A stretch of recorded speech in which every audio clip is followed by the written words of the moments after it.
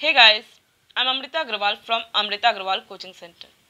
मैं रोज शाम को आपके लिए एसएससी सीजीएल टीयर 2 का प्रीवियस ईयर क्वेश्चंस लेके आती हूँ। इधर मैं जो पेपर सॉल्व करवा रही हूँ वो है एसएससी सीजीएल 2020 के मेंस का पेपर, जो 29 जनवरी 2022 में पूछा गया है। इस पेपर के बहुत से क्वेश्चंस मैंने ऑलरेडी सॉल्व करवाए हुए हैं, जिसका लिंक आपको डिस्क्रिप्शन बॉक्स में मिलेगा, और एक प्लेलिस्ट बनाई है जिसमें कि अभी तक जितने भी मैंने टीयर 2 के क्वेश्चंस करवाए हैं और आगे करवाऊंगी, उन सब की लिंक उस प्लेलिस्ट में मिलेगी। और प्लेलिस्ट की लिंक मिलेगी आपको आई बटन पे और डिस्क्रिप्शन बॉक्स में। तो चलिए स्टार्ट करते हैं क्वेश्चन, जो एसएससी सीजीएल 2020 के मेंस का क्वेश्चन है। क्वेश्चन है, a solid metallic cuboid of dimensions 12 cm into 54 cm into 72 cm is melted and converted into 8 cubes of the same size.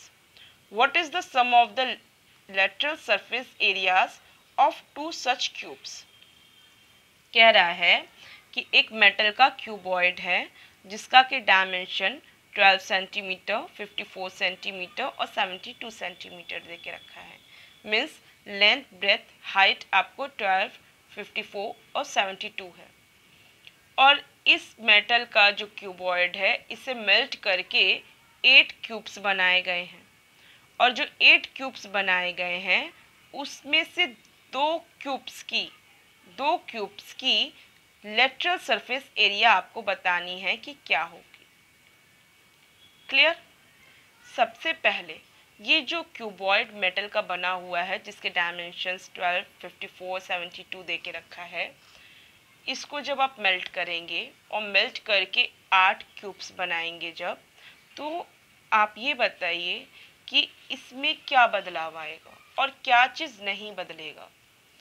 इसके डायमेंशंस बदल जाएंगे, क्योंकि जो एक क्यूबॉइड था जो 12, 54, 72 सेंटीमीटर्स के थे, डायमेंशंस का था, वो अब कन्वर्ट होके 8 क्यूब्स में कन्वर्ट हो गया है। लेकिन जो नहीं बदलेगा वो है इसका टोटल वॉल्यूम। मीन्स ये जो मेटल का क्यूबॉइड है यही मेटल कंप्लीटली कन्वर्ट हो चुका है 8 क्यूब में। जब वो 8 क्यूब में कन्वर्ट हो गया है तो इसका मतलब कि ये जो क्यूबॉइड का वॉल्यूम है वो एक्चुअल में किसका वॉल्यूम बन चुका है? 8 क्यूब्स का वॉल्यूम बन चुका है। और अगर मुझे 1 क्यूब की वॉल्यूम फाइंड आउट करनी हो तो मैं क्या करूँगी? मैं 8 क्यूब की वॉल्यूम में से 8 से डिवाइड कर दूँगी, मुझे 1 क्यूब की वॉल्यूम मिल जाएगी। और 8 क्यूब की वॉल्यूम क्या है? एक्चुअल में ये है क्यूबॉइड की वॉल्यूम, और क्यूबॉइड की वॉल्यूम क्या होती है? Length into breadth into height होती है। इसका मतलब ये है कि मुझे अगर 1 क्यूब की वॉल्यूम फाइंड आउट करनी है तो मुझे डिवाइडेड बाय 8 करना होगा इस क्यूबॉइड की वॉल्यूम में से। अब मुझे इसको सॉल्व करूँगी तो मुझे 1 क्यूब की वॉल्यूम मिल जाएगी। लेकिन मुझे वॉल्यूम नहीं बताना है, मुझे बताना है लेटरल सरफेस एरिया, और वो भी 2 क्यूब्स की लेटरल सरफेस एरिया बतानी है। लेटरल सरफेस एरिया का जो फॉर्मूला होता है वो होता है 4 साइड स्क्वायर।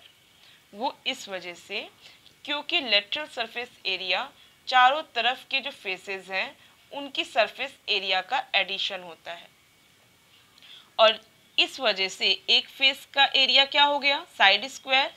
तो चारों तरफ के फेसेस उनका एरिया क्या हो जाएगा? 4 साइड स्क्वायर। हाँ, अगर ये कहा होता टोटल सरफेस एरिया क्या होगी, तो टोटल सरफेस एरिया में चारों तरफ के फेसेस की एरिया के साथ साथ बॉटम और टॉप की सरफेस एरिया भी इंक्लूड हो जाती। ऐसे में फॉर्मूला बन जाता 6 साइड स्क्वायर। बट मुझसे लेटरल सरफेस एरिया पूछा है, उसके लिए फॉर्मूला बनेगा 4 साइड स्क्वायर। मैं अभी जो इस फॉर्मूला से फाइंड आउट कर पा रही हूँ वो है 1 क्यूब की वॉल्यूम, और क्यूब की वॉल्यूम के लिए फॉर्मूला होता है साइड क्यूब। इसका मतलब ये है कि मुझे क्या फाइंड आउट करना है? मुझे साइड स्क्वायर के फॉर्म पे इसको लाना है। तो सबसे पहले मुझे क्या करना पड़ेगा? इसका क्यूब रूट करना पड़ेगा, जिससे मुझे क्या फॉर्म मिल जाए? मुझे साइड का फॉर्म मिल जाए। और फिर जब मैं इसको स्क्वायर करूँगी तो मुझे क्या मिल जाएगा, मुझे मिल जाएगा साइड स्क्वायर। यहाँ तक किसी को कोई डाउट नहीं होगा। अगर मैं इसे 4 से मल्टीप्लाई कर दूं तो मुझे मिल जाएगा एक क्यूब की लेटरल सरफेस एरिया। बट आपसे क्या कह रहा है, 2 क्यूब की लेटरल सरफेस एरिया बतानी है। इसका मतलब मुझे जो एक क्यूब की लेटरल सरफेस एरिया है उसे डबल करना पड़ेगा। मीन्स मैं जो यहाँ 4 से मल्टीप्लाई कर रही थी इसमें मुझे 2 से और मल्टीप्लाई करना पड़ेगा। इट मीन्स टोटल मुझे 8 से मल्टीप्लाई करना पड़ेगा। सब क्लियर, आपको समझ में आ गया होगा। बस मैं इसको सॉल्व कर दूं तो मुझे मिल जाएगा अपने रिक्वायर्ड वैल्यू, मीन्स 2 क्यूब्स की लेटरल सरफेस एरिया मिल जाएगी। अब मैं इसे सॉल्व करती हूँ और जो इसकी वैल्यू निकलती है वही आंसर होता है। यहाँ तक किसी को कोई डाउट हो तो मुझे कमेंट बॉक्स में दे कि मुझे इस चीज़ को समझने में प्रॉब्लम हो रही है, मैं उसको क्लियर करूँगी। बाकी अब काम सिर्फ कैलकुलेशन का बचा है। चलिए कैलकुलेट करते हैं। 8 से 72 को काटेंगे तो क्या जाएगा, 9 टाइम्स जाएगा। कुछ काम मैं ओरल कर देती हूँ। ये 12 क्या है, 12 है 4 इंटू 3। इसका मतलब अगर हम 12 को अगर फैक्टराइज करेंगे तो मुझे मिलेगा 2 स्क्वायर इंटू 3। ये 12 का फैक्टर हुआ। 54 को फैक्टराइज करेंगे तो ये होता है 27 इंटू 2। 27 अपने आप में 3 का क्यूब है और 3 का क्यूब इंटू 2 मिलेगा। और ये क्या है, यहाँ हमको मिला 72 को 8 से काटने के बाद 9 मिला। मीन्स मुझे मिला 3 का स्क्वायर। इन टोटल मुझे क्या मिला है, ये ऊपर मुझे मिला है 2 का क्यूब और 3 टू द पावर 6 मिला है मुझे। कुछ काम ओरल बस कर दी हूँ। अब जब मैं इसे क्यूब रूट कर दूंगी, मीन्स क्यूब रूट से बाहर निकालूंगी तो मुझे फाइनली क्या मिलेगा, मुझे मिलेगा फाइनली 2 और 9 मिलेगा, क्योंकि 3 स्क्वायर बाहर आएगा जो कि 9 वैल्यू होगी। ओवरऑल 9 2 ज़ा 18 ये मुझे वैल्यू मिलेगी ये क्यूब रूट से बाहर आने के बाद। अब ये जो 18 है इसका मुझे क्या करना होगा, स्क्वायर करना होगा और स्क्वायर करके 8 से मल्टीप्लाई करना होगा। तो चलिए अब बस इतना ही काम बचा है। 18 को स्क्वायर करिए और इसे 8 से मल्टीप्लाई कर दीजिए, क्योंकि मुझे 2 क्यूब्स की लेटरल सरफेस एरिया बतानी है। अब आप यहाँ भी थोड़ा शॉर्ट वर्क कर सकते हैं। 18 का आपको अगर लन है स्क्वायर तो अच्छी बात है, 18 का स्क्वायर होता है 324। अदरवाइज अगर स्किप भी कर रहा है तो यहाँ पे लॉजिक ये कहती है कि जो यूनिट प्लेस 8 है आप इसका स्क्वायर कर दीजिए। 8 का स्क्वायर क्या होता है, 64 होता है। इसका भी यूनिट प्लेस क्या मिलेगा, मुझे 4 मिलेगा। और 4 को जब हम 8 से मल्टीप्लाई करेंगे तो मुझे यूनिट प्लेस के रूप में क्या मिल जाएगा, 32 मिलेगा। मीन्स लास्ट में हमको जो यूनिट प्लेस मिलता है इन ओवरऑल 2 मिलता है।